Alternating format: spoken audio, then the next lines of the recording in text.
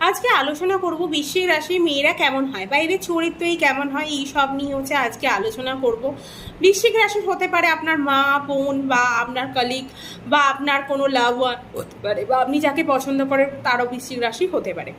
তা বৃশ্চিক রাশির মেয়েরা কেমন হয় বা তাদের চরিত্রই কেমন হয় সেগুলো নিয়ে আজকে সব তুলে ধরবো।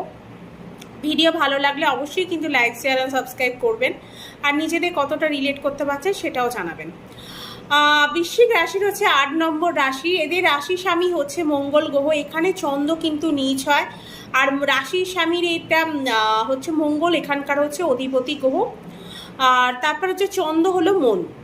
মন হচ্ছে ইমোশন হয় নির্ণয় নিতে এদের কনফিউজ সবসময় একটা দেখা যায়, ওভার থিঙ্কিং এদের মধ্যে একটা দেখা যায়, খুব ভাববে এরা।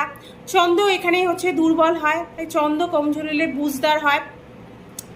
মন কিন্তু